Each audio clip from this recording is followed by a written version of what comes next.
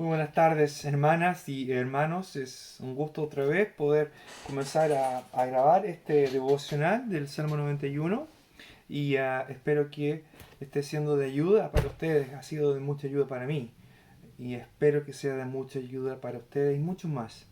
Hemos estado considerando este salmo por parte. Hasta ahora hemos visto desde el versículo 1 hasta el versículo 8 y hoy día vamos a ver el versículo 9 y el versículo 10 que dice así, no, porque has puesto a Yahvé, que es mi esperanza, al Altísimo por tu habitación, no te sobrevendrá mal, ni plaga tocará tu morada. Hasta ahora el salmista ha hecho confesiones eh, muy llenas de confianza en cuanto a Dios. Él abre el salmo poniendo su confianza en el Altísimo, en el Shaddai, en Yahweh, en quien llama mi Dios. Es una declaración de fe. Y en cuanto a la identidad de Dios, y en el versículo 2 él dice, diré yo a Yahvé, mi esperanza y mi castillo, o mi refugio y mi castillo. Y luego en el versículo 3 él cambia, si no se habían dado cuenta, él cambia de hablar de primera persona, ¿verdad? El versículo 1, en el 2 dice mi esperanza, mi castillo, pero en el 3 en adelante habla en segunda persona, él te librará del lazo del cazador, con sus plumas te cubrirá, y ha seguido esa manera de referirse a una tercera persona. em, a referirse a una tercera persona, dirigiéndose directamente a la persona. Versículo 7, a tu lado caerán 1000, a tu diestra 10.000, mas a ti no llegará. Pero el versículo 9 vuelve a usar la primera persona. Entonces él dice, porque has puesto a Yahvé, que es mi esperanza. Aparentemente hay un diálogo aquí. Es una manera de entenderlo porque el texto hebreo, que ha causado muchos problemas en su traducción, el texto hebreo abre el versículo 9 diciendo, porque tú, Yahvé, mi esperanza, no hay verbo, es lo que se llama en términos técnicos una cláusula sin verbo. Y cuando hay una cláusula sin verbo, obviamente el verbo tiene que ser suplido de alguna parte. Y hay dos opciones aquí, y es que el verbo sea suplido con el verbo que viene en la segunda línea. Hay un solo verbo en todo el versículo. Y en la segunda línea, el Altísimo, tú has puesto, ese es nuestro verbo, tú has puesto como tu morada. Entonces, algunos eruditos piensan que este verbo cumple una doble función.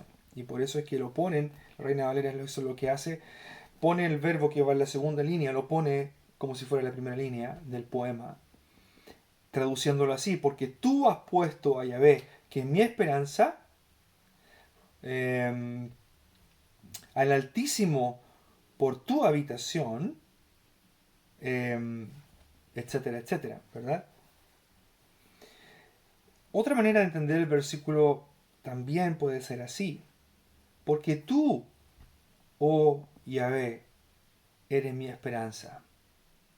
Y entonces este salmista que está escribiendo o cantando este salmo, elevando estas palabras de confianza, otra vez habla de manera personal, ¿verdad? Dice, porque tú, oh Yahvé, oh Señor, eres mi esperanza. Y luego continúa, porque tú has puesto al Altísimo por tu morada. Una tercera manera de entenderlo sería así, eh, porque tú eres el Señor, mi esperanza. El Altísimo, o al Altísimo tú has puesto como tu habitación, volviendo a dirigirse a este interlocutor. Son las dificultades que trae traducir, ¿verdad? La escritura que no fue escrita en nuestro idioma. La idea, sin embargo, es clara. La idea, otra vez, el salmista, luego de haber pasado por diferentes peligros, noten ustedes que él ha abarcado diferentes peligros, amenazas, que son muy intimidantes, atemorizantes para cualquier ser humano. Comienza con la idea de ser librado como un ave que queda atrapada en una red, ¿verdad? Pero que Dios tiene esa capacidad de librar. Luego menciona lo relacionado con las enfermedades que se asociaban, como mencionábamos en otros videos, mencionábamos que las enfermedades muchas veces eran asociadas con la acción demoníaca. Y ayer hablábamos de otra situación intimidante, peligrosa, riesgosa, como es estar en medio de una batalla. Todas las circunstancias, sea cuales sean, las más peligrosas, las más intimidantes, las más desesperanzadoras, Dios tiene la capacidad de librar. Aquellos que ponen su confianza en Él. Porque evidentemente quien habita bajo la sombra del Altísimo, quien mora bajo la sombra del Omnipotente es porque confía en Él. Y ayer hablábamos hablamos de la diferencia que hay entre aquellos que no confían y quienes sí confían. El impío perecerá. Aquel que confía en el Señor verá aquel triste destino de los que rechazan al Señor. Pero ahora el salmista en este versículo 9 reafirma, quizás en una expresión de gozo y de alegría, porque tú, oh Señor, eres mi confianza, o porque tú eres el Señor, mi confianza, mi refugio. La palabra aquí que se traduce esperanza es la misma que aparece en el versículo 2, que también se traduce como esperanza. Pero una mejor traducción sería quizás refugio, un lugar donde yo me refugio, un lugar donde yo me puedo esconder. La Septuaginta, que es la traducción griega del texto hebreo del Antiguo Testamento, la Septuaginta se produjo antes de la venida del Señor, antes del nacimiento del Señor. La Septuaginta se traduce desde el hebreo al griego en Alejandría, en Egipto. En el versículo 2 dice, esperanza mía, ocupa un vocablo que podría traducirse como mi sostenedor o mi protector.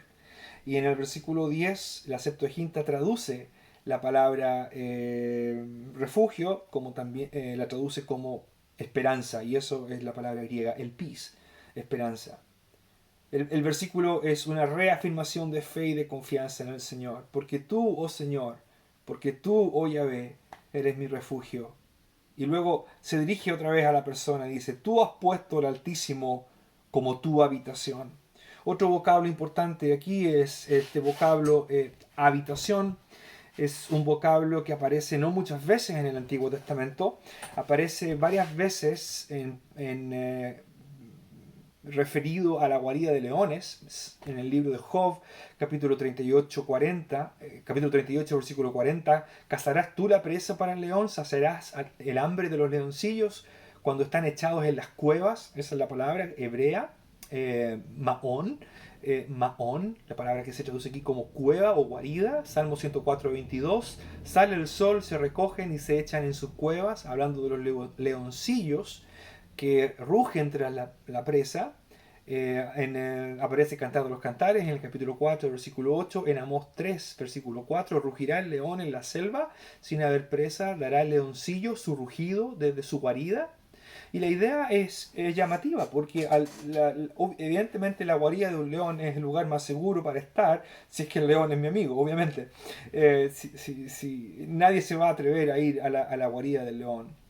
La idea de seguridad entonces se basa por una parte en que la guarida de un león es algo remoto y en primer lugar es difícil de acceder, pero también es protegida, nadie va a meterse a la guarida de un león. Quien habita, a quien hace de Dios su habitación, significa que está en el mejor lugar, en el mejor lugar. Y ahí es donde la iglesia está. Permítame hacer una aplicación aquí. Cuando el Señor ora en Juan capítulo 17, y Él dice, ellos en mí, como tú, oh Padre, en mí. Esa es la posición del creyente. Estamos en Cristo. Y mencionábamos el versículo cuando el Señor dice, mis ovejas me conocen, yo las tengo, yo las sostengo, están sobre mi mano. Nadie las puede arrebatar de mi mano, ni de la mano de mi Padre. Ese mismo vocablo habitación, sin embargo, en el versículo 8, maón, también se ocupa en el Antiguo Testamento para referirse nada menos que a la morada de Dios. Entonces, por ejemplo, en Deuteronomio 26:15, cuando Moisés está orando y dice, mira desde tu morada santa, desde el cielo, y bendice a tu pueblo Israel y a la tierra que nos has dado, como juraste a nuestros padres. La expresión morada luego el adjetivo santo, tu morada santa, desde el cielo. Se refiere al cielo, a la morada de Dios. Segundo de Crónicas 30:27. Después los sacerdotes y levitas, puestos en pie, bendijeron al pueblo, y la voz de ellos fue oída, y su oración llegó a la habitación de su santuario, al cielo.